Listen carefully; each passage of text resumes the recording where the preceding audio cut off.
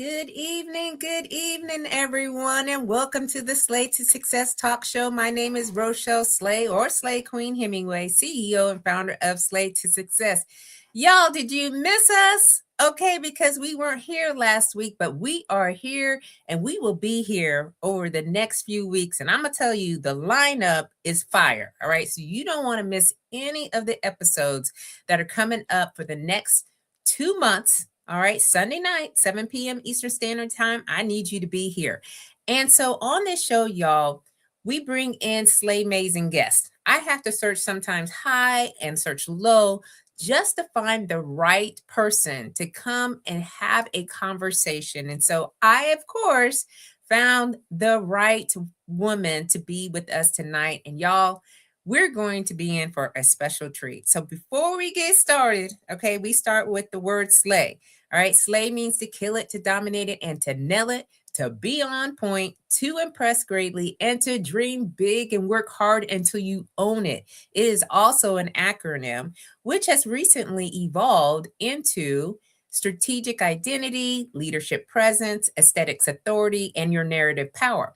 All right, because as I know, there are so many ways that we can increase our visibility and get to where we want to get to by using these 4 components. And at its core, y'all, the way that we could do it is much different than what it used to look like. So why not? Right? So as you come on in, please let us know where you're streaming in from. Give us your name. All right. Don't be shy. Let us know that you are here. We love that you're here. This is a live conversation because we want to hear your thoughts, your comments, and anything else that you would like to share. So let's just introduce our guest, y'all. Okay. Her name is Shanelle Simmons Porter. Well, actually, it's Shanelle Porter-Simmons. She is an author and speaker shaped by a pivotal realization that reaching the end of her goals didn't mean she was finished growing.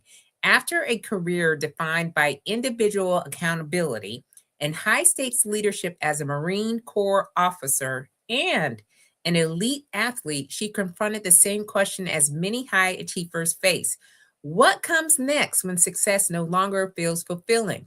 So that question became the foundation of her book titled Try a New Path. Shanelle explores how conformity, doubt, fear, and comfort quietly shape our decisions and how people can continue to grow long after reaching milestones. Her work invites readers to rethink success, move beyond autopilot, and step forward with clarity even when the next path isn't fully visible.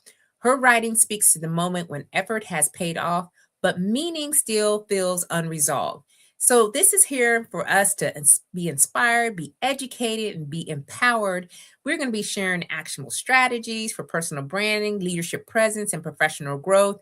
And so we're here, we're going to be connecting so that we can turn our potential into presence and presence into opportunity. So without further ado, I want us to welcome my great friend, sister in arms, Shanelle. How you doing, Queen? Yes, you. Doing well. Thank you so much, Rochelle, for Yes. having me on. This is awesome. I am so happy that we are here and we're going to have this conversation. And y'all, we met through LinkedIn. So if you're not on the LinkedIn platform, please go ahead and build your account over there because you never know who you will connect with. And so we just started having a conversation and I said, Queen, you need to be on the Slay to Success Talk show. Okay, where's the link at? Let me get you here. So Yes. I am so excited that Thank you are here tonight. So how was your day today? Oh, my day. Just getting ready for you. I have been so excited to share this book with so many people. And I was just like, what, me? You want me to come? Yes. And this opportunity is just amazing just to be able to share what it took me a year to put together. Oh my goodness. Writing it, researching. It's like you birthing a baby, Queen. It's like, it's a labor of love. And, I really want us to talk through that. So before we get started with that, can you just share with the audience a little bit about yourself? Start from wherever you want to start, and then we'll just dive into the conversation. Oh, great. So Of course, you gave an amazing introduction. Uh-huh. Oh, you sent it to me. I was like, yes, queen. That's how. But I know that I have been working in very high level situations since it feels like since birth, I guess. Mm-hmm. So I was a professional athlete and became Marine officer right after I retired. So just my journey has been always in the spotlight, always being expected to do the most. And it's just but I'm a goal driven person. I always have a mission. I always have some sort of purpose that I'm aiming toward or that's guiding me. Yeah. So it's just that's really me in a nutshell, other than what you said Yeah. all the things, or just to not repeat everything you said. Well, That's I me. got a whole bunch of questions. Okay, so that's just not it. I mean, what you shared is like a whole line of questioning right now. Right. Okay, so first, okay, let's talk about your professional athlete journey. So tell us a little bit about how that got started, what sport you were playing, kind of how did you build into being in that space? And that is a very hard space to be in. As you know, the military is Mhm. too. Yes. I do hard things. Yeah. So, Listen. yes, I know. I would like to start with a story when I was 7 years old. My mother was in the Air Force, and Mm. she's not very athletic, which my father is, but my mother is not. Listen, don't be dogging the Air Force. You know, some Air Force just be. That's I right. don't know Air Force. You know, we don't get it right sometimes when it Oh, comes to that department. Mama, But you just ride a okay. bike. I gotta run 3 miles. No. So We shuffling our feet. And y'all over there got backpacks on and everything else. So she was getting it. So she sent me to a track, and I didn't know the talent was there really. But she always says this story about how I just took off my shoes and I ran around the track barefoot, like I was some kind of track star already. But then wow. I was just, I was like, yeah, I can run. So I would challenge the boys in the neighborhood and beat them. And then I just saw, I talk about this in my book too, a story that really got me to running track. I saw Evelyn Ashford at the 1984 Olympics. Yeah. And I was like, I want to be her, so Mm. it just so happens that I was good enough. But anyway, Wow. my mother, she was stationed in F.E. Warren in Cheyenne, Wyoming. And so when people say, how did you end up in Wyoming? Air Force. Thank you, Air Force. Aim high. Aim high. So we get out there and somebody said, and the most ironic thing, they needed somebody to run. I just joined this school and they needed somebody to join the team so they can get points. And I said, I can do it. So I said, what do y'all need me to run? They said the 200. And if you know what the 200 is, it's half the distance of a full lap. So you run from one end to the other side. And I said, I got to run all the way over there? That's far, So I did it. And I was the city champion. And then I won other The stuff. city champion. Yeah, city. And, and then but the thing that really sold it was my coach, Dwayne Tremblay, who he said, if you run a 400 meters under 70 seconds, you can leave and go home. I said, that's it. So I ran it in like the state championship time. And he stopped his clock. He looked at it. He was like, oh my gosh, I think we got a 400-meter runner. So then I ran that. Ultimately, long story short, I was the number one high school runner in the nation out of Wyoming. In the nation. So people from Texas, Florida, LA, they were like, who are you? And it was just giving me class. Nebraska came recruiting, and I went to Nebraska, and I just kept excelling. And, not only a very few people go pro. And I was recruited by Marion Jones's coach. I don't know, but probably people don't know. Really? Yes, I would have been training with her. Wow. I chose to live in Denver. Yeah, that's how good I would. Matter of fact, we raced a couple of times, and she would always use me. To race against. Because she didn't run the 400, so her coach told her, use Shanelle, go off of Shanelle. So anyway, wow. I went. I think after college, I was recruited by a couple different sponsors to come run for them.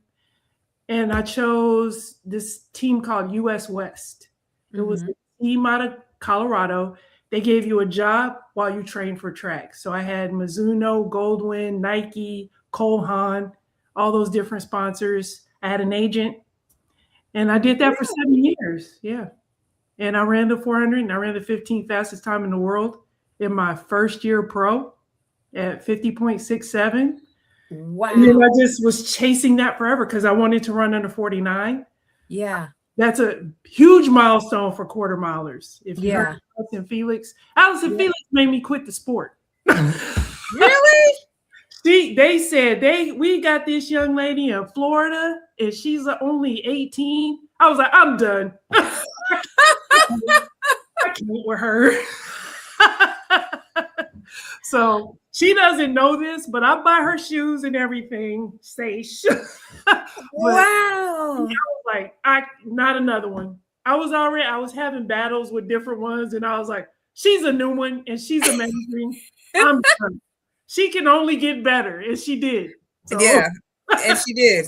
and she She did. started racking up. And I was like, whoa. And that was So mine. But then so you did this pro, you said for how many years? I did it for 7 years. 7 Yeah. years. And so I was old. well, I mean, it's not even about the old. Yeah. I'm really fascinated Mhm. with athletes, especially pro athletes, because I understand what it takes to sustain in that type of environment, only because our son is in basketball and I've already seen, kind of what his regiment has been like over the past couple of years. And I'm just only imagining what it would look like in the next 5 years because it's already intense. So share with us, how was that training for you? Like, tell us what a typical day of training would look like for you. Well, talking to you about your son, you are getting up. I mean, it depends. I had different stages. So I had a time when I was working part-time and training. And Yeah. I did training solely. Yeah. Yeah, you get up. I didn't get up that early. Yeah. Okay. Because I would train in the evening, Yeah. 3 to 6. Because I was training in Boulder, Colorado at the University of Colorado Yeah. for like 5 of those years. And yeah, it's intense, but the off time, what you eat, how much sleep you're getting, that kind of thing.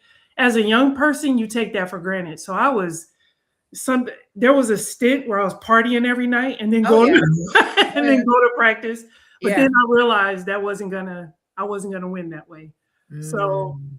I had to think about what I was putting into my body, the sleep I was getting, all that stuff. And you do spend hours training. Yeah. And it is no joke when you hear about Kobe Bryant and LeBron James and all that, and how it's not easy. We may make it look easy when we're on the field, but Mhm. all the stuff that goes into that, like the sacrifices you make. I couldn't go to the clubs. I stopped, right? Yeah. I Yeah. couldn't I couldn't do certain sports. I wanted to ski. I didn't, because now you're putting yourself at risk. So there's a Mhm. lot of sacrifice you make as an athlete because you can't do what everybody does. So Yeah. there was a lot of that over the years that I feel like I missed a lot just to make the sacrifice for track. But yeah, a typical day. But the early mornings didn't come until I joined the Marine Corps. And I'll get into that. Yeah, let's talk about the Marine Corps because I'm gonna tell you right now, any woman that I meet Yes. that has served in the Marines, my hats are off to you because I saw what my Marine sisters were going through, especially a little bit further in my career when I was doing joint deployments and Oh yeah. and I would kind of see like compare to what we were doing, what y'all were doing, and I was like, what we doing in here? What is going on here, right? So Right. like why, how, like tell us how you joined the military. You joined as an officer or did you join as enlisted? Like tell us your journey. So the transitioning from track, that's why Try a New Path came. Mm, Transitioning from track. The funny thing is I was looking at joining the Air Force. yeah, And I was like, because my mother was in the Air Force and she right. always encouraged it. So then I'm in the track office and I was like, I got to think about what's next because I'm not going to do this forever. But I switched events. So I was running the 400 and then I switched to the 400 hurdles. Crazy thing is I ran the fastest time in the nation the day I decided to quit. Really? Yes. So I ran across, I was running the 400 hurdles and I came around and my coach, she was like, yeah, and they announced it. And Shanelle Porter crosses the line in 50, whatever, I think it was 58.2 or something. And nothing like McLaughlin, that girl today, but Oh yeah, girl. yeah, it was I don't know what they eating. that is amazing to watch. She Like, is amazing. I crossed the line and I just told my coach, I said, that's it. I'm joining the military. So there was a guy on the team. His name was Matt Queen. He retired a lieutenant colonel just last year. Oh wow. He went enlisted. I went officer. So he said, hey, Shanelle, why don't you think about joining the Marines? And I said, the Marines? What do they do? He was like, I said, don't they guard the president? That was the extent of my knowledge about the Marines. Oh, and the Bugs Bunny songs when they play from the halls of when they no. So I decided after I retired from track, at that point I was 30 years old. And what further solidified that was I went to that day he talked to me, there was a former Marine at the gas station, female, and she said, oh yeah, the Marines will let you join until you're like 32. And I was like, oh, I'm good. Then I'll join the Marines because the Air Force won't, but the Air Force did. It was just, Yeah. Anyway. So I went ahead and went to the officer candidate school, or the officer, they call him the officer selection officer. And he couldn't believe it. I think I kept calling him. I was like, hey, where's, he was like, oh, you serious? I was like, yeah. He was like, well, do you want to be a pilot too? And I said, yeah, sign me up for that.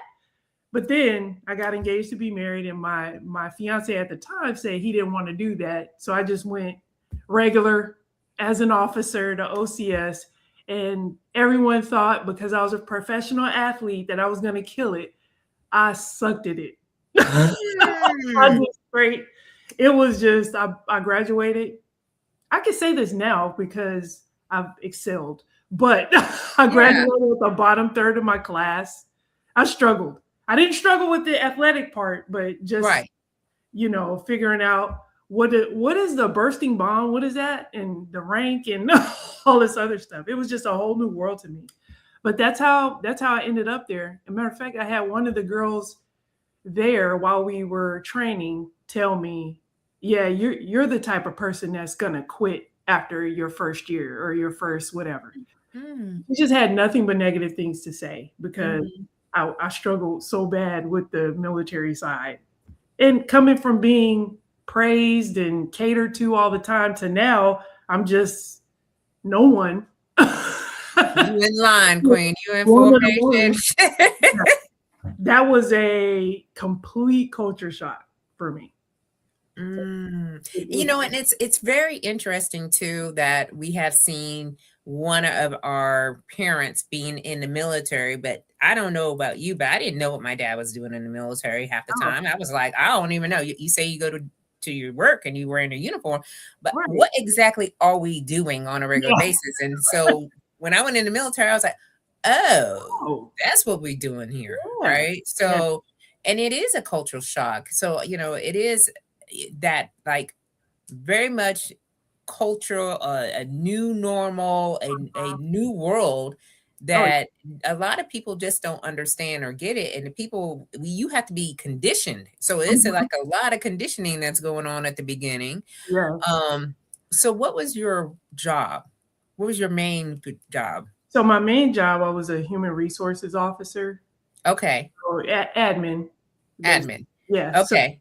But ultimately, I mean, half my career was spent in recruiting. So I understand. Yeah. It was like to give people this strange opportunity and tell them that it's good for them and have them believe that when the rest of the world didn't. That was difficult. Yeah. it was like I was telling them to try a new path. That was my whole lesson in life. And some of them, they worked in the White House and they called me up and they're like, I'm so glad you talked me into doing this thing. So that was, I thought recruiting just made sense for a person in my field as a human resources officer, because I wanted to understand like what can motivate somebody to do a thing, this hard thing, and stick with it. Yeah. Keep going. Yeah, keep going in that. So Yeah. what are your biggest lessons learned from your military career? You could do hard things. Mm. Like it is like one lieutenant colonel told me, I said, what is the best advice you can give me? He said, just show up. I didn't know what that meant. I mean, it's simple, but when he said, and I guess that's in everything in life, just show up, see what happens. You will learn something. You might be capable of something you didn't think. And I know if I would have read what we were going to do at OCS before I went to OCS, I would have said, I can't do that. Stay up 3 days thinking and do what? I can't. There's no way. Who does that? What human does that? And we found ourselves every day. We just woke up, showed up, did it, woke up. I just did that. Yeah. And so me and my friend Sarah Hutchison, when we were in Okinawa, this proves it. We put ourselves through these Murph challenges. Mm-hmm. It said you're going to do, I think we had to do 100 pull-ups. Yep. And we both looked at each other like, no. We just broke that thing down and we did it. And we're like, oh, we can't. We just can. It's like who says we can't? We just put these thoughts in our brains that we can't do things that we can. If you just show up, just try. At least die first. You said at least die. That's what the Marines say, y'all. They got 9 lives out there. You know what I'm saying? Don't die first. Yeah, exactly. I love it. We got some people who just popped in, so I just want to acknowledge that they're here. Kanisha from Arizona. Oh, Kanisha. How you doing, Queen? Thank you so much for being here on the YouTube side. We absolutely enjoy that you're here. And then Natalie, my great friend and sister in arms as well. She says a Marine almost got her. Until her dad said the only military I'm joining is blue, so she went into the Air Force. So she can totally relate, but she tried. So you know what? Thanks for trying, Natalie. Yeah, right. And then my other great friend and sister in arms, Chevy, is here with us. So thank you, ladies, for all being here live with us tonight. Julie, how you doing, Queen? My other sister in arm is here too. She's in the Air Force. She's an Air Force chief right now as we speak. So thank you so much, Queen, for being here. And Kanisha says, I'm good. Hey, Queens, Air Force here too. Okay, so like, where the Marines at? Like, we got to bring the Marines in now. Marines, they probably PTing. Probably PTing right now. They probably are, Queen. I just like, so you did a full career. You're saying, hey, we could do hard things, so we should just need to show up. What else would you say that would be helpful for anyone who's maybe in the military and maybe like thinking, I don't know about this thing, but maybe need a little bit of encouragement? I mean, that thing, imposter syndrome. Yes. It's like I just learned everyone is struggling. Everyone is going through their own little piece of imposter syndrome. Yeah. Nothing, even when you go in the room. Yep. There are so many rooms I would go into and everybody was faking it. I mean, everybody was fake.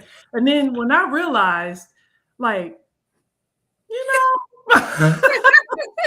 you're not by yourself. Everybody's doing the same thing. This guy is just as scared as I am, or he's just as nervous as I am. He just has a better shield than I do. Yeah. Because that's so true. Yeah. Because every time I would like have a real conversation with them, they were like, man, Shanelle, I was struggling. I was like, you seem so put together. He was like, I couldn't think. And I was like, oh, so I'm not alone. Even if you're a guy, a white guy that's out there doing the thing, you're having the same mental issues that I'm having. Yeah. We've been talking about this book, the many men that I talk to, like I can so relate to the things you're saying in there. Really? Mm-hmm. Yeah. So it's I've learned toward the end, I ain't scared of y'all. Y'all just as scared as I am. Yeah. So I've learned to not believe the press my mind was telling me or what other people were telling me. Because oftentimes when I would get criticized, it would be due to somebody else's insecurities and they were just trying to put me down. Or if they felt threatened by me, I found this is a trend too. When they felt threatened by me, they made it a point to make sure I heard their criticism. Other people believe the criticism they had of me. And I was like, that happens all the time. It does. Yeah. So I was like, you know what? I'm going to choose to believe the people that say good things about me. Yeah.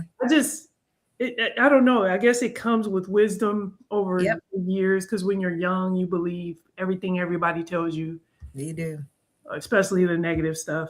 And then as I got older, I don't care what you say does not shape who I am. Yeah. Like I know who I am, and I know how much I studied, and I know how much I work out, and I know what I do.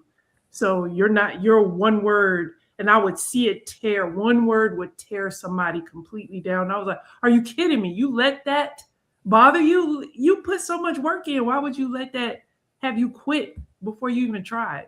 So wow. That's good. Yeah. That's really good, because I think that happens more than enough, and it doesn't matter, how older you get, but if you're in tune and you're really paying attention to, how you're feeling, you're now deciding, hey, that's not going to affect me. That's not going to, keep me from doing what I absolutely want to do. So, thank you for your service, especially in the Marine Corps, because that is another level. Okay. That's another level that, I cannot, resonate with, because, I know for our service, yeah, again, I would look over the fence and see my Marine counterparts. I'm like, oh yeah, no, I'm good. I'm just gonna go back and get into my too much. Yeah, you're doing way too much out there. Okay, so but I highly respect what you have as a service has really done, and what they continue to do for our world, our nation, because without y'all, we couldn't be coming in and doing our job. So I absolutely thank you for that. And so you now transitioned out of the Marines, but you're once a Marine, always Marine, right? That's like the way that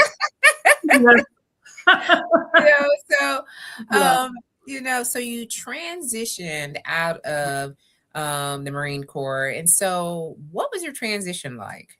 Oh, that thing. That thing. It was a thing. That thing.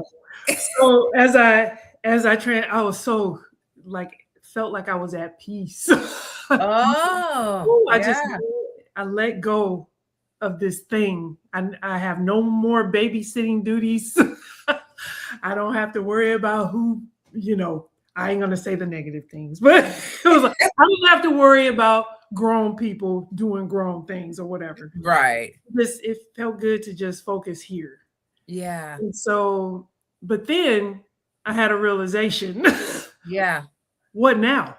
Yeah. I was like, what do I do now? It's like, so what I found a lot of when people retire, they just go do what they do when they were in the military. Oh, yeah. Mm-hmm. Or something similar. Yeah. And I was like, I got really frustrated because I didn't want to do that. I didn't want to be a GS employee. No offense to anyone that does. Yeah. But I didn't want to be a GS employee. I really didn't want to get back into human resources in the same way that I was in the Marine Corps. Yeah. And then I was like, I heard all these people with these purpose statements. I would look at a Rochelle Hemingway and be like, man, she knows what she wants to do. Or I would look at I would see all these people just doing amazing things. And then I was just like, oh, I don't want to do any of that either. So then it just got really weighty for me because I was Mm. like, what should I do? What is my purpose? Can I just sit here and just watch TV? Can I just PT? Can I just travel? That kind of thing. What I realized was that's the easy way out. Mm. Just because you retire, that doesn't mean you're finished. That means you're just entering into a next chapter of life, as you well know. Yeah. Oh, yeah. And it's like, but so often we take, I heard the pastor say this weekend in my church, he talked about how Peter went back to being a fisherman after he was called to spread the word. Yeah. He went back to choose something more comfortable, Yeah. But you were called to do something else. You were Yeah. called to go speak to different people, motivate them to do something else. And so I thought of that as like, it would be easy for me to go back to human resources. Easy. And I did. And you know how that thing is when you do something you're somewhere you're not supposed to be? Yeah. It's so hard. Everything hard. Every day was like what am I doing here? So I was just trying to find myself after that. I went to culinary school. I took finance classes. I did the human resources thing. I was a policy writer. I did all those things. And I was like, and I tried to coach. And I was just trying to find it, and Yeah. then I was reading a lot of self-help books and personal development books. And none of those books spoke to me. It was always like these people all seemed like they knew the answer, but they weren't giving me the answer. So I read Zig Ziglar's Goals. Yeah. And he said, write a book. So I called my friend Sarah. And I said, Sarah, I want to write a book. How do I do it? So Sarah, she put me in touch with this gentleman named Eric Kessler from Manuscripts LLC. And he told me how to do stuff. And I just started writing. I had a whole team backing me. And they were motivated to write it. And I discovered a truth about myself. I discovered this because the book didn't start off as Try a New Path. It first started off like, don't follow role models. They don't know what they're talking about. I was trying to be different. Yeah. But I was different in another way.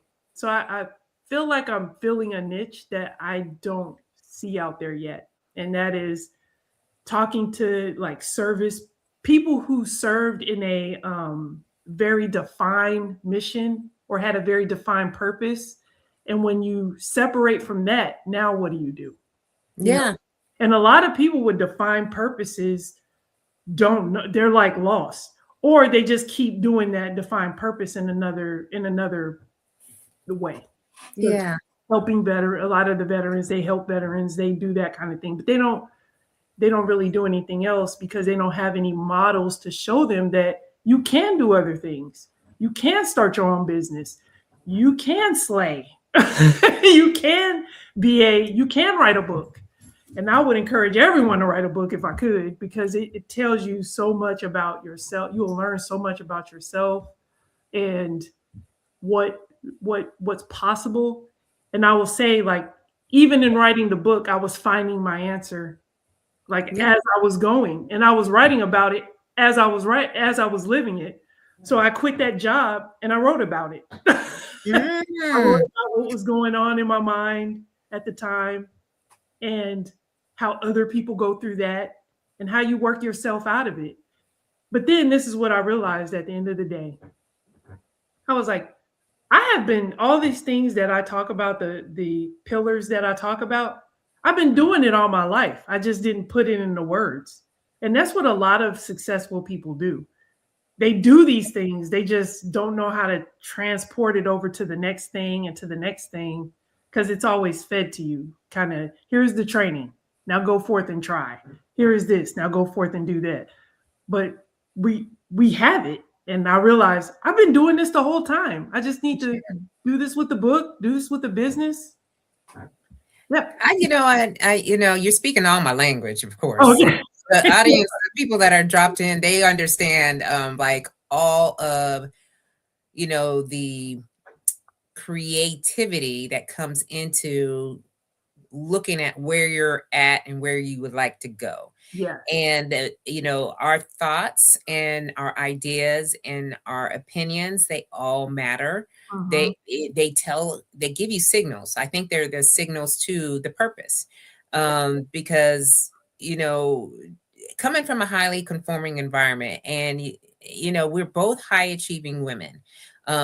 People who are very successful in the one career, we've got all of the accolades and achievements and all this other stuff. And at the end of the day, that's nice. All right. It Mhm. makes you feel good. But reality is that it is just a placeholder. It Yeah. gives you an idea of where your potential is at. Mhm. So you can then take that and elevate that to the next level, because you've already built your own frameworks. Like, everybody has a framework already. Yes. It's just a matter of putting that into a package, that people can understand, Mhm. and then giving them a reason as to why they should use it. And I think that, most of us have that, especially in the spaces that we're going into, Yeah. because the people that we're surrounded by are also in that type of mindset. So, and I also too believe that mindset plays a huge role. Ugh. Yeah. But that's my whole last part of the book. I Yes. So let's talk about mindset a little bit. Okay, because Let's you talk know, about we are very much in alignment with a lot of things, especially like the I'm a athlete at heart. I am not a pro or anything like that, but I absolutely think that your my ass. workouts and the way that I have structured my day has really gotten me into a higher level frequency. All right. So it's always a constant of, what can I learn? Who am I surrounded by? Where am I spending my time at? All this other stuff.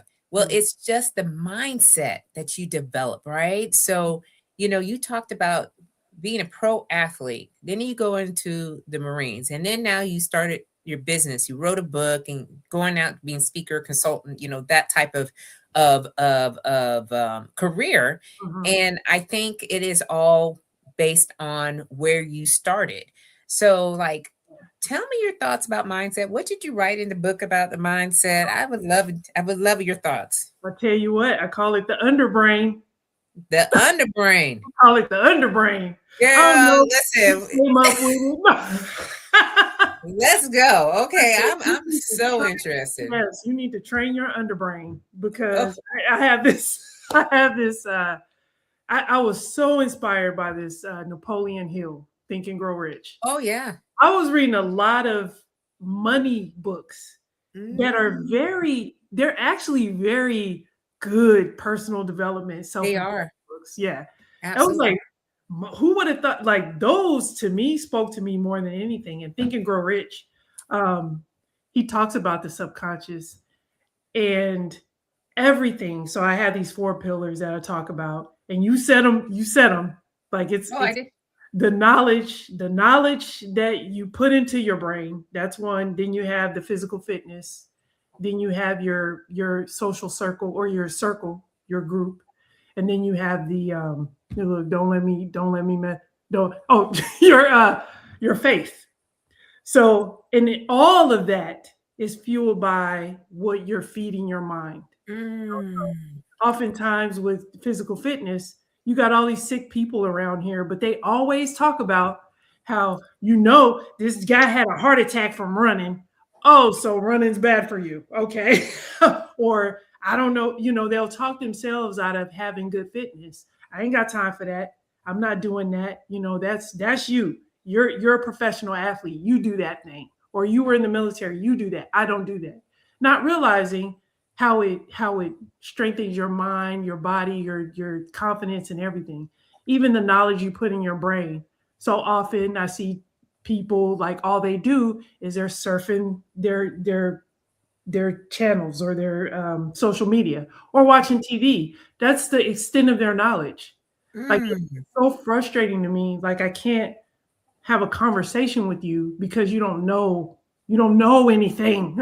You just know You I can said you don't know anything. I can Okay. speak to you about no, I can speak to you about what Beyonce's doing or what Rihanna's doing, but I can't speak to you about like why are we in Iran or why are we doing the things like why is a business successful? Why isn't it?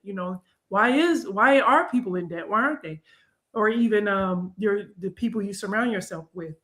And what I've noticed is whenever when I started writing a book, the people I was surrounding myself with were people saying, everybody's writing a book. Why are you doing like everybody's in consulting? Why are you doing that? Everybody's doing it. Why are you doing that? That's who you can't make any money at that. Like so I had to change my circle and I'm seeking people out. Like who is talking right? Like I need those people in my life that's talking right. And then every morning I have to, it's almost like training. When I stop listening to things that are uplifting me, giving me knowledge, or telling me how I should think, like you are going to be successful, you are going to do this. When I stop doing that, I fall right back into the trap of negative self-talk and all. Mm. So you have to, they call it neuroplasticity. Mm-hmm. You can train your thinking. Yeah. And I remember when my grandmother, she would always say, like, she wouldn't let us listen to secular music because Mm-hmm. Mm-hmm. That stuff would get in your head, and then before you know, you be dancing in church. right. Yep. Mm-hmm. It was like, but I understood. Now I understand it as what you're putting in your mind. You're training your mind to think a certain way. And it unnerves me when I don't work out. I don't Mm. work out because I know the benefits of it. Or when I'm Woo. not reading a book for the week, I gotta, what's new out there? What do I need to learn? Who did I talk? Did I talk to somebody in my mastermind group today?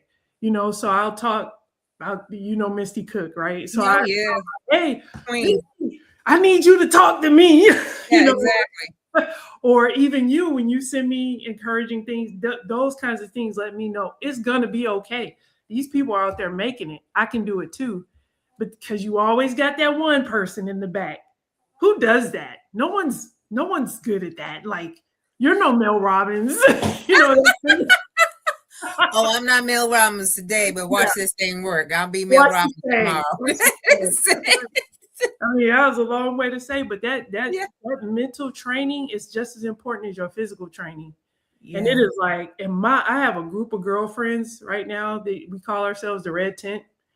And these ladies, all high achieving, successful. I don't think we have anyone in the Air Force in our group, but Oh, listen, you need to invite me. Listen. right, I know. But we just went on a Grand Canyon hike back in October, and we all thought, our little silly selves, we thought it was going to be a fun little walk with backpacks on. No, It was we a were hype.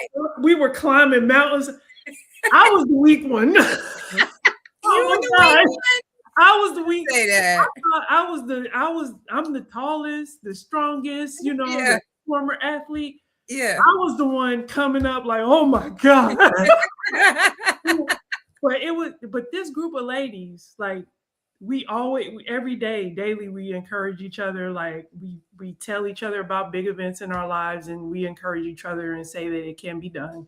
And we also reference, we talk about books we need to read this, listen to this podcast, talk to this person, watch this, that kind of thing. So the circle I have is strong against the circle, the other circle. The other so, and you know what, and it could be somewhat challenging, especially when you transition out of the military. And I also realized that the circle that I had while I was in service, as it was good for the time that I was in service, Yes, it needed to be looked at, assessed, and pruned appropriately. Okay, because I was like, sometimes we get into, well, we're comfortable, okay, with the individuals that we're around, and there's nothing wrong with saying, hey, I want to check out this circle or check to see what they're speaking about. And for me, I'm all about an alignment. It has to be in alignment for Yeah. me. I am not wasting no more time or my effort or my energy on things that are draining me. That Yes. people who are saying like the things that you were saying. Oh, well, you write a book, everybody writing a book. Oh, you over here talking, everybody talking. You over here, consulting, you coaching, whatever. Oh, well, why you want to do all that for? And I did have that at the very beginning, where a Ooh, lot of people were questioning me, like, what are you doing? yeah. And I was like, what? First of all, okay, let me just break this down for you. Are you paying any of my bills? Right? No. Okay, no. Okay. Do are what is it that you doing that affects my ability to move? And I think a lot of people were scared. Yes. They were scared of what Yeah. I was doing. And I'm like, why are you so scared? And I think too, because deep down they want to do something to Yeah. that effect, but they don't know exactly how. And they're not going to ask you, Queen. Okay, they're just not going to ask you, because then that would seem like, oh, we're we trying to look for some information, and we don't want it from you. We're just going to watch from the sidelines, and we're just going to take a peek in the corner, and we're going to see when they're going to fail. All right, Mhm, because that's a lot of times how people, and mhm. it's nothing bad or anything about that, but that's just the way that human nature sometimes operates. Yeah. Is when they see something that's different and Mhm. it's out of the box thinking, or it doesn't conform to the 9 to 5, Uh, okay, something that people can clock in and clock out of, then they're scared for you. Oh, yeah. how are you going to get paid? How are you going to move? You Yeah. can't possibly have gas in your tank to go anywhere. I'm like, what? What are we And talking about? yeah. And You that right there is like the thing that, I gotta shut my mind from, because it does seep into my brain. And I do question. I'm like, what am I doing? Like, what? I could, you know what? I could just chill. I don't have to do any of this. But I'm gonna And tell you what, Chanel, what's gonna happen if it's something that you're called to be doing yeah. is that once you step back and you kind of go and move to something else, there will be that deep gut Oh, feeling of you are now off the beaten path. Okay, you yeah. have now taken this to somewhere where you're not supposed to be. And I started getting signals, because I Oh, was yeah. like, okay, I need a job, or oh, I need to, be a part of something that I'm gonna get, consistent income, or da da da da. And you go and do the thing, and then it's like, oh no, no, no, that's not what I was looking for, right? And then you get back on course, and it is hard. Entrepreneurship is It is. hard. It is. Okay. No one I know that has a business, especially started from grassroots effort, has ever Mhm. told me that it was easy. Mm-mm. But what you said at the very beginning of the show was, we can do hard things. Mm.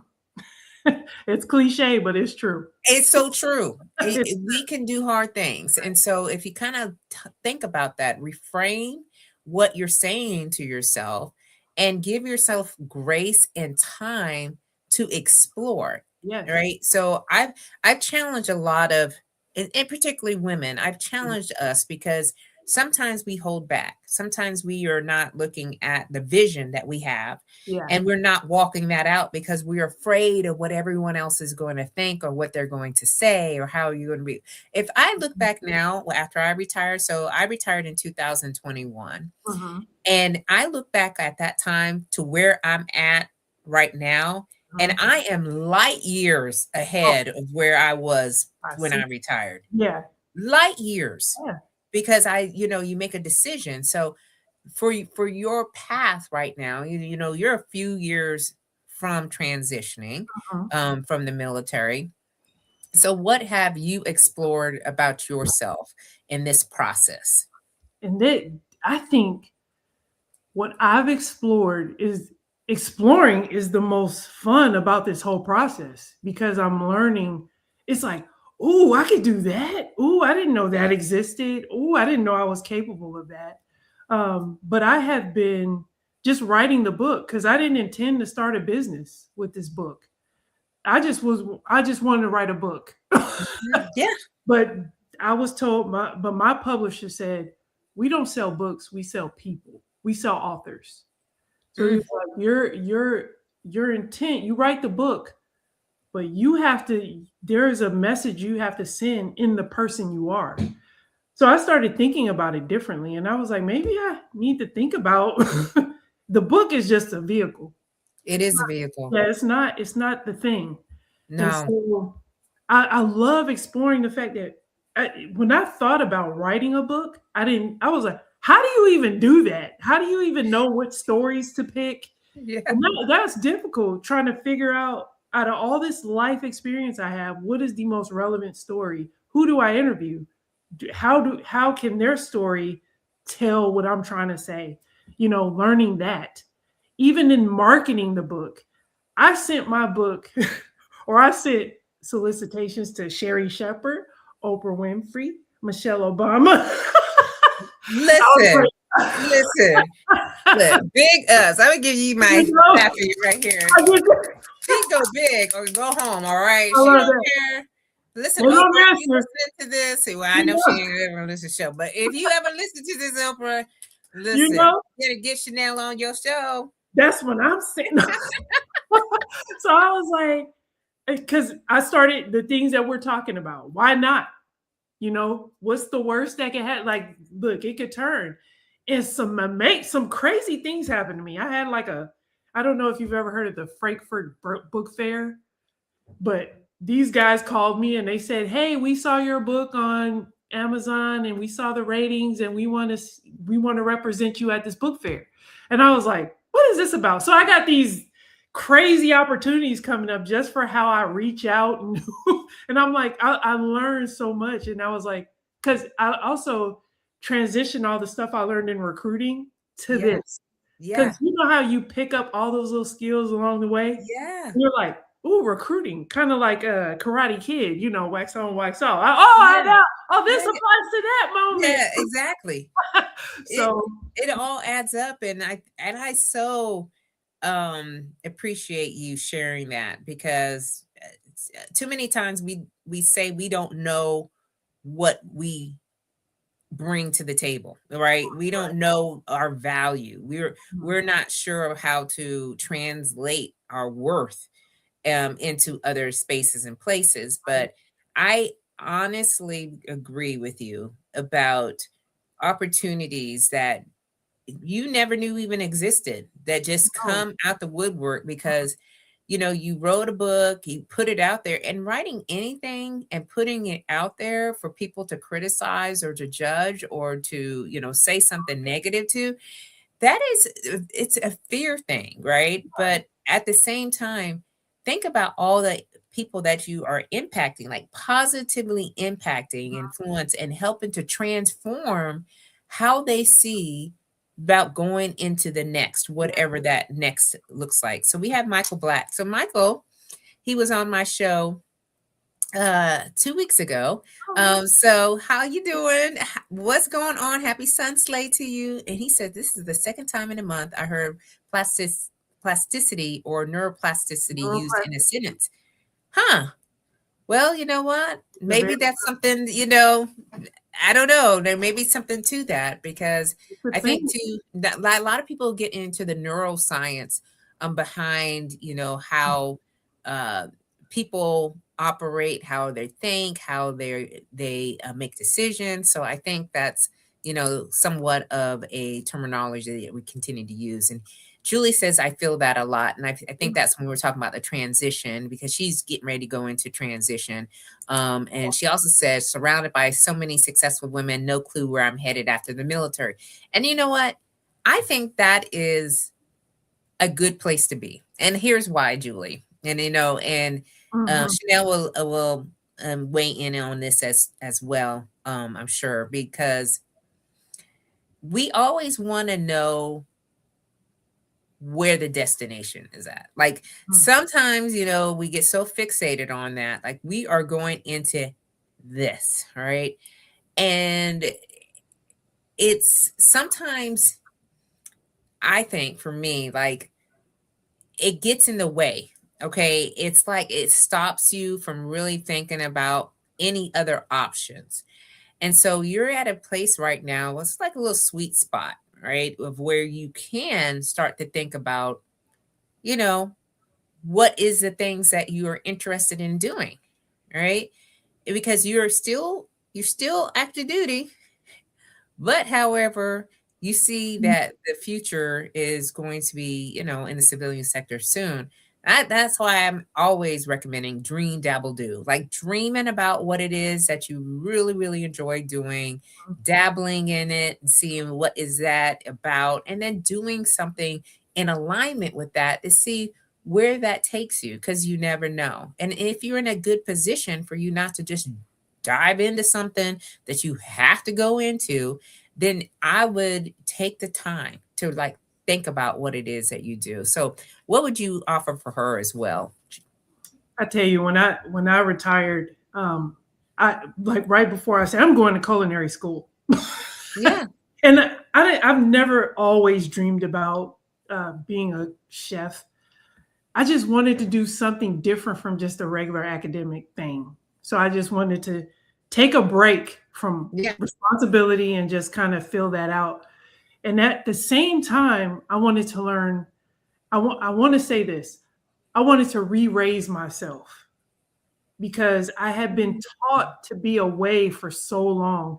And I had to like take this little girl right here and say, okay, if I had to raise you all over again, what do I want to put into you? I want you to be smart about money. Number Mhm. one. I want you to be smart about business. I don't care if you're going to go into business or not. You just need to understand it. I need you to be smart about your body because you're going to change because now you're heading into the twilight. I don't know. You're She said the twilight. twilight. Girl, That's she said the twilight. you're heading into a different Do, season of do, do, do, do, do, you know do, what I'm do. saying? You're heading into a different season of life. So there are things like you have been in a structured environment so long, and now you got to create that structure for yourself.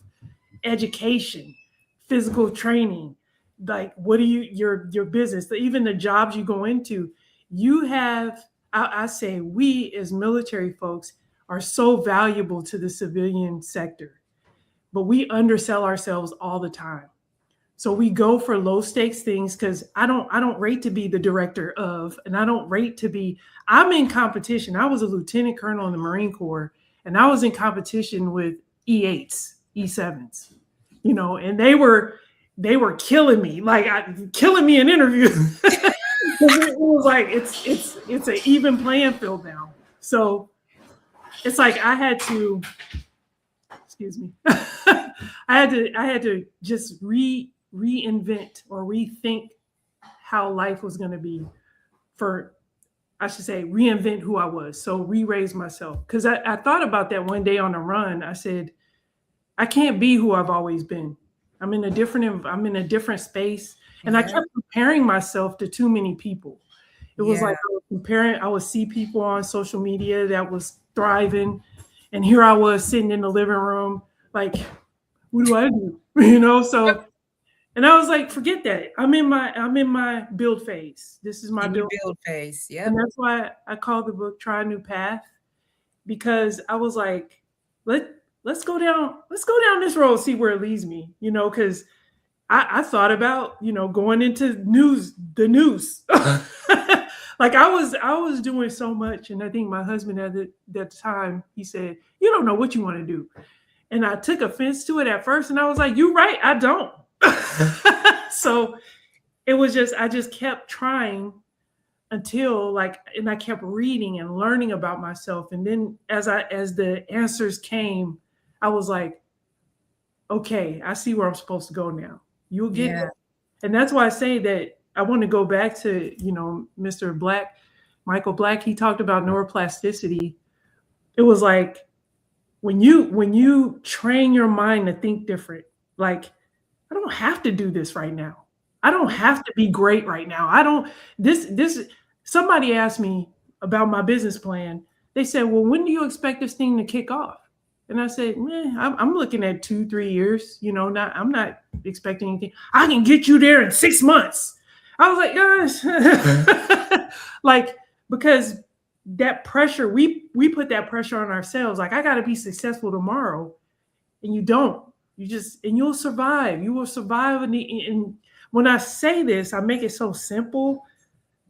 But we survive hard things. We survive. As long as you breathing, you got your legs can run, your arms can move. Even then, I look at people who can't do that and they survive. And we just make these excuses like I ain't gonna make it. You gonna make it. And then You gonna make it. keep showing up. Yeah. It's not easy. It's not easy, but you know what? Yeah, and there's so many comments from Julie right now. So let me just she said neuroplasticity is manifestation. That's right. Yes. So that, I mean, I think that is truly what happens when you're starting to think about, like, what is that new path? What's your new purpose? Yeah. What can you do that will make your heart sing and get you up every morning and go, oh, okay, yeah, like, I'm ready, let's go, and that is manifestation. She says CIA, so maybe, maybe do it. You know what I'm saying? She does all what we're talking about. Now, she works out a lot too, so she understands what we're talking about. Yeah. And she said, but menopause is quickly approaching. It's okay. It's fine. And it's okay. And like, get them patches and get them pills, Queen. Okay, you just keep rolling, because that's what it is for me right now. And you know what? I don't want us to think that season is, like, scary and hard and all the things, when we don't have to make it to be. Let's, like, figure it out, all right, and make sure that we're feeling good, because there is a lot of work that we can continue to do. And the gas is still in the tank. I think that once we retire, like after having a full career, a lot of people want to just sit back in the corner and say, you know what, I'm good. And I'm like, are you?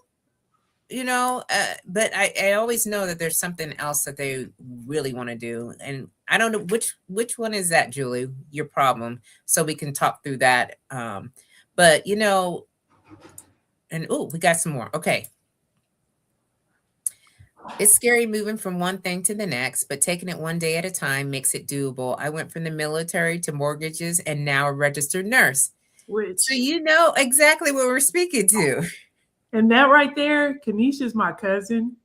And I'm so proud of her, because we took on a challenge back in 2016, 17, that we would run a half marathon in every state. Yeah. So my cousin kicks my tail all the time, and I'm the professional. She over there smoking. She like, we moving, we're gonna cook today. Yep. But we would sit and have conversations about it. And I would look at her and I was like, oh, you are built for so much more. And I just knew that. And then eventually she told me she was going to be a nurse, because that's her gift. And I was like, Kanisha, yes. And when she did that just is so motivating.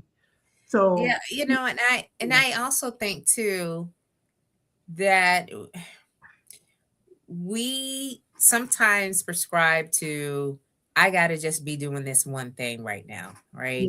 Yeah. I can't pivot. I can't shift gears. I just went out and told people that I am a real estate, or a nurse, or, whatever the profession is. And I can't change that within the next few months because of what people will think. And that's just not true. People are really not interested in us like we think they are. All right. They may make a comment or two, but they're going to go on because whatever. Right. And I just don't want people to get hung up on, because I said I wanted to do this and now I changed my mind and now I want to do this. Because it's an evolve, every one of us evolve, and, and it gets you to where you're trying to go. Julie says, thank you. I believe that when I know, I'll know, but sometimes it's just hard when you think you should know and you don't. Sure. Yeah. Like, let me tell you what, I struggled with that for years, and just being like, I don't know. I know it's something great. I just don't know what great. You don't know what great is. I just, because I know, Julie, you sound like the type of person that you have so much to offer. So you are going to do something great. It's just when it shows up, you, like you said, you will know, you will know when it shows up. Because I know when I started writing this book, and I was like, why don't I should just, I never thought I would be soliciting myself to be a public speaker. Because that is the last thing I wanted to do in the military. Every time public speaking opportunities came, I tried to find a way out of it. But people kept, come speak to our group, come do this, come do that. And I was like, oh. I was surprised because as an officer, you usually kind of, came with the territory. It does. That's why I tried a new path, and I was courageous, and I did it despite my fears. Yeah. Well, there's a lot of fear in it, but I think that's the skill set that we picked up, especially senior leaders in the military, because we are the level of responsibility, it increases, and so you got like X amount of people. And so you're always talking, you're always, communicating, you're always, sharing ideas and passing on information. So it only comes naturally when you're, transitioning out of a service. It's actually easier. It's easier, I think, because that fear of like talking to all these people, like, oh, okay, you want me to do what? Okay, so hey, listen, y'all, it's like I think what we're doing. When you're in the civilian sector, everything you do is amazing. It's like in the military, we're like analyzing, oh, they didn't say that 5-paragraph order right, or they didn't do this right. And then I'm in the civilian side, and it's like, wow, she's super motivating. And when the Marines are tired of it. They're like, okay, another safety brief, another,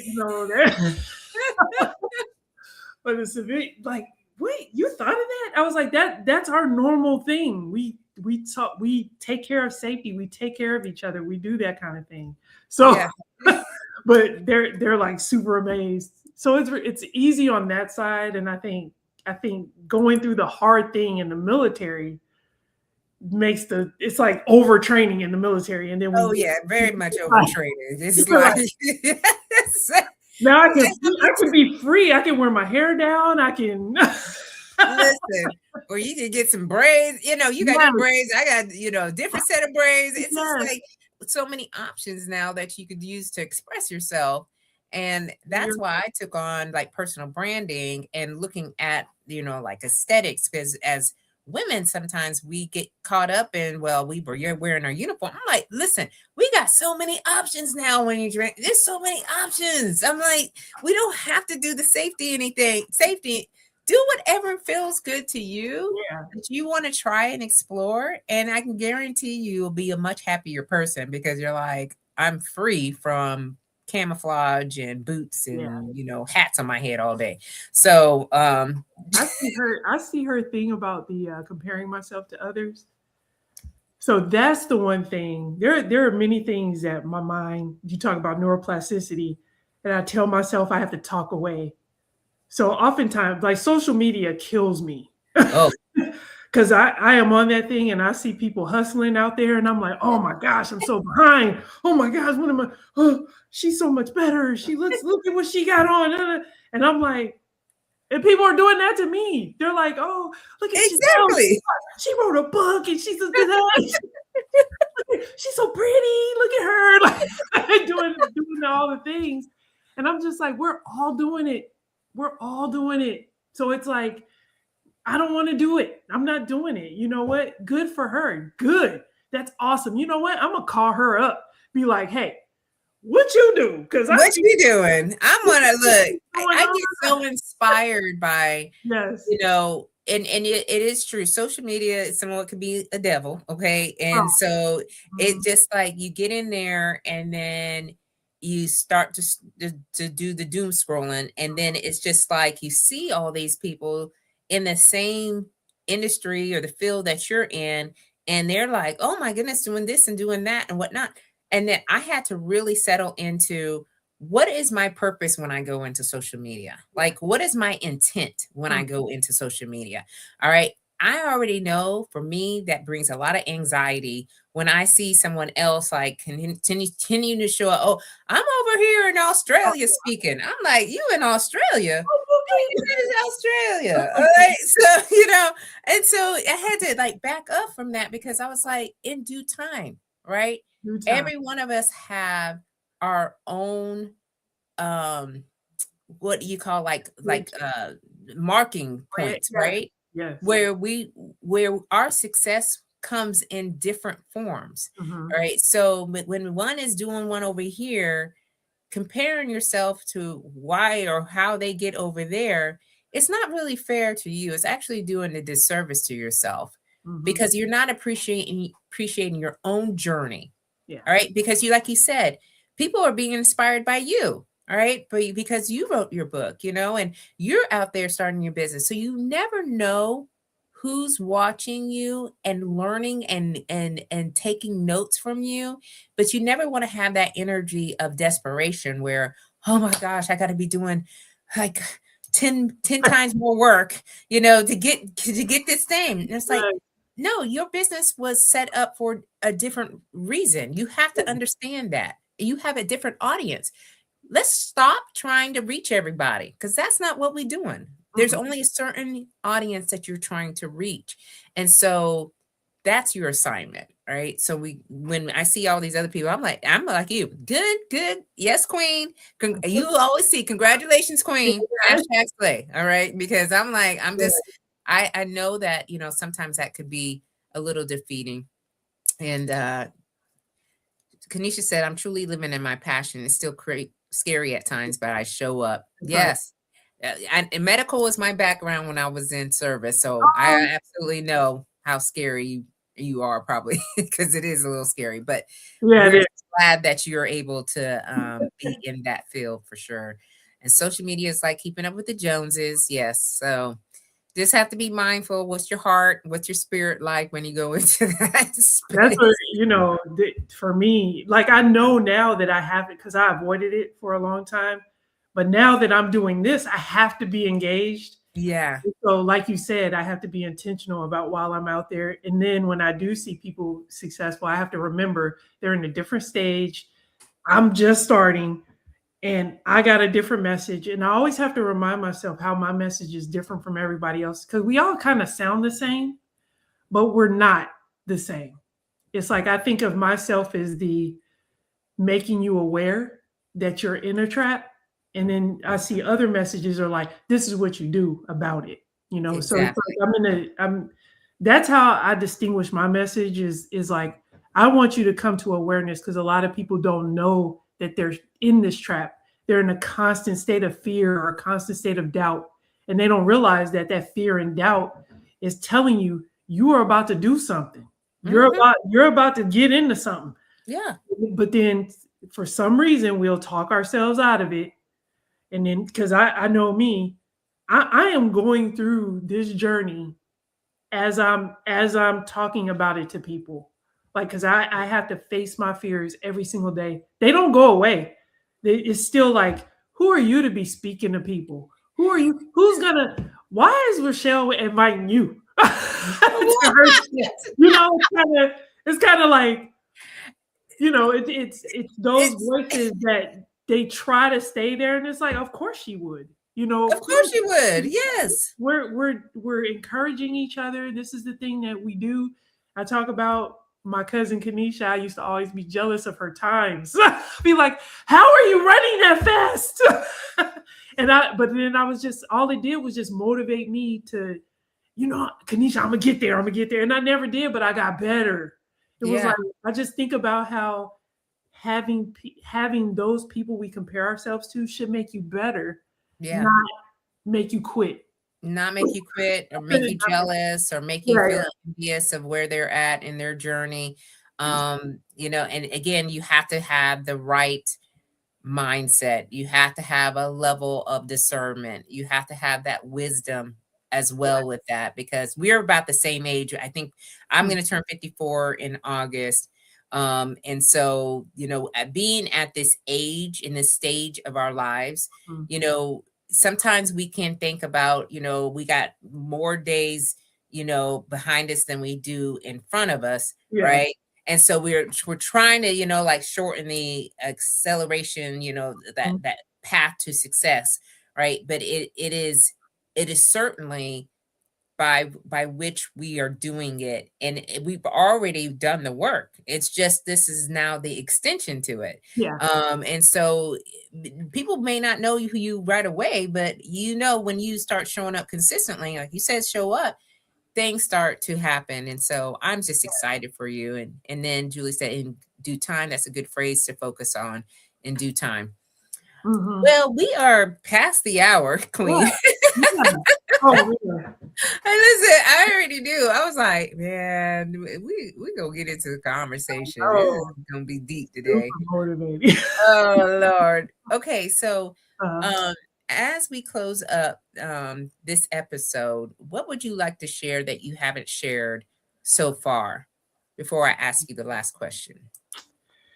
so I think the most I shared, we share so much.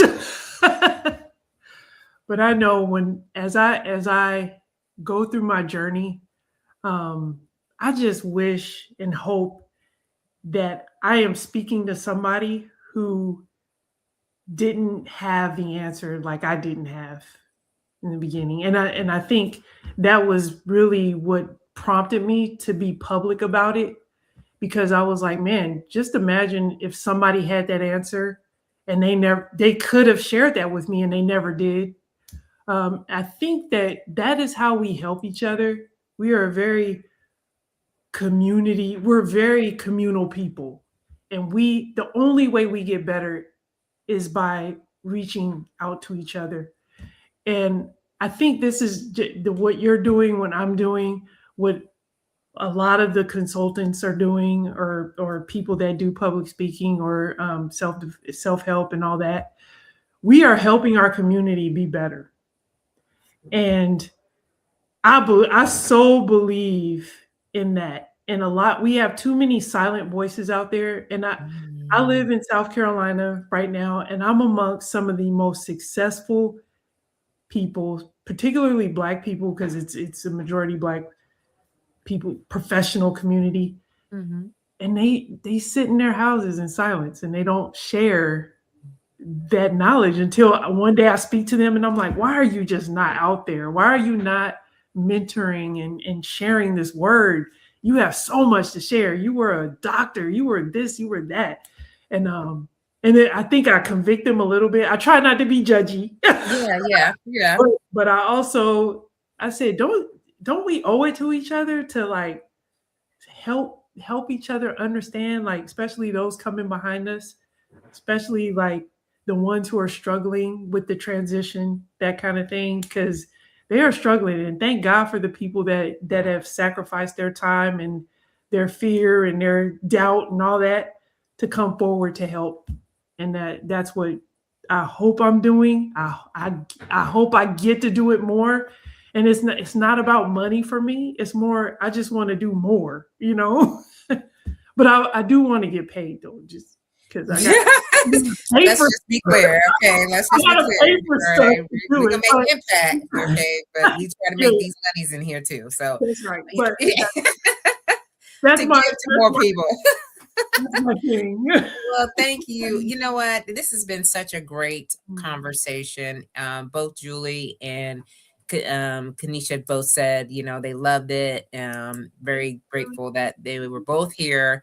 And we're glad that you enjoyed this episode because, we know that this is something that a lot of people are experiencing. We're happy to have the conversation. Please share, all right, to your networks or to your communities of folks that you think would absolutely need this conversation to help them out. All right. So don't be a gatekeeper. All right. So just make sure that, that you bringing them along too. So, my last question is really, it's kind of a deep question, but I think you'll be more than okay to handling it. Marine Corps officer. Okay, so you know what I'm saying. um, so you know, I have really been thinking a lot about the future and the vision that I have. And one of the things that I'm always aspiring to is my 80th birthday. For whatever reason, this kind of came to light when my aunt she had her 80th birthday party and we all went and they were giving her flowers and just sharing all the things that she has done over the years and so forth. And I just kind of sat there and I thought about, like, what would my family and friends say about me? And am I consistently showing up for what I want them to say?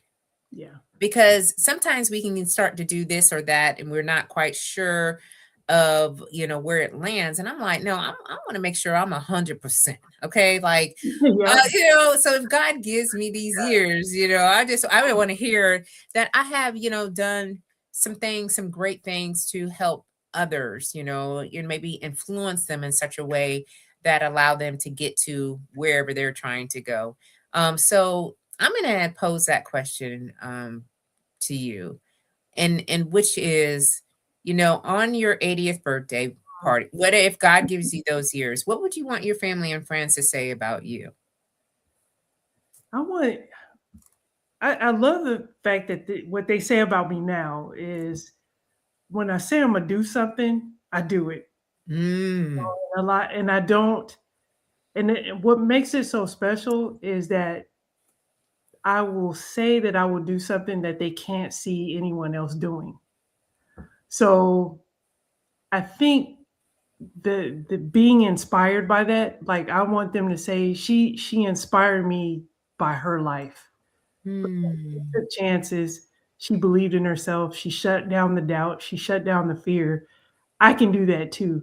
That's the legacy. I don't have biological children, but that's the legacy I want to leave to the people, my blood, as I move on, is don't ever be afraid to challenge yourself and get that thing done. Because a lot of us, we just take the easy road. We see the thing that we've always seen, and we'll just do that, and we won't aspire to the thing we dream about doing. And I just want to be that. I love even when people say it today, like, Shanelle, was because of you that I did this great thing. It's because of you. I heard it in my Marines. I hear it with some of my family members, um, because they didn't believe it at first, but then when they saw you did it, I can do it too, that kind of thing. I'm inspired by people like that. I was compared to David Goggins one time. I don't know why, because I'm not that extreme. Well, because you're in the Marine, okay, he was Right? Navy SEAL, so Yeah, like, it was a Marine that said it. yeah. I was like, how? This guy is crazy. I don't do that. But I guess in his mind I do. But yeah. But yeah, that's how I want to be that source of energy for people to pursue things that they didn't think they could do otherwise. And I want my family to say that, like, man, if it wasn't, if I had a whole slew of people saying I wouldn't have made $1 million if it wasn't Chanel, if it wasn't for Chanel, I Yeah. would have done that thing if it wasn't for her. She changed my life, that kind of thing, for the better. That's Yeah. that's ultimately, and I get what you're saying. You're already doing all that. That's awesome.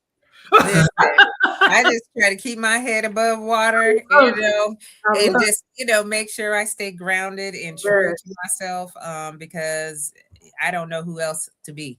It's So, I think that when we get into the connections, and just even through LinkedIn, I could feel it. I mean, I am so grateful that you were able to come here on this show and have this conversation with us tonight and to really share your journey, your insights, your knowledge, your wisdom, all the gems, your book. Look, y'all, please make sure you go. Where can they go and get the book at? everywhere now, I guess. Everywhere, y'all. Look, But everywhere. mainly Amazon. I think I gotta wait a couple days for it to be everywhere else. Yeah. But I am also recording an audiobook right now. And that will be available in July for people who don't like to read, or you like to read, but you don't have time and you listen to it on your commute to work. Right. So listen, y'all, That kind of thing. it's on Amazon. You see it in the her block there, Try a New Path. That is the name of the book. So just go ahead and plug it in and follow her, you know, wherever you're you're definitely on LinkedIn. Definitely Where else would you say that people can find more about you and learn more about you? Instagram. I have my company is called The Fifth Path. The Fifth Path. Yeah, it's a play on my first name and the fact that this is the fifth path of my life, this entrepreneurship thing. It's thefifthpath.com and everything's on there. My social media, my what I'm about, all that stuff is out there. And how to get in touch with me, how to work with me if you want to, how I can come talk to whoever you want me to talk to, that kind of thing. Yeah, I'm just getting started, but not really. But not really. It's Okay. just this is the formal side of things. Yeah.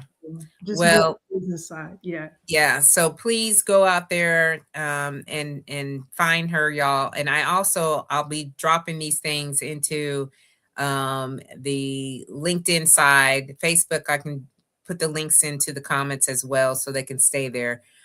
So I just want to acknowledge the folks that we had here live with us tonight. So we had Kanisha was here, Natalie, Chevy, Julie, Michael, yeah, and y'all holding it down. So every platform was being represented. Please share. And if you're not subscribing to the YouTube channel, please go over there and subscribe over there to the YouTube channel. It's actually under Slay to Success, but you can find it through the actual website there. Also, there's a bunch of episodes over there, so you can binge watch, you know, everything on the Slay to Success talk show, as well as the Rise and Slay show, which happens on Tuesday mornings at 10 a.m. Eastern Standard Time. So if you enjoyed this, then I'll be back and we'll talk a little bit more about personal branding and executive presence, visibility, all those things. All right. Thank you so much, Julie. We so love that you were here. And she also loves your laugh, Shanelle. So I'm all self-conscious about it. Yeah. No, I love it. It's very robust. I absolutely love it. So, yeah. But yeah, thank y'all for being here. And Kanisha's got one more comment here. I didn't want to miss out on that one. She says she does. But we'll be back here. So have a slay-mazing week, y'all. And keep on slaying until you can't slay no more. And we will see you all very soon. Bye-bye. Bye.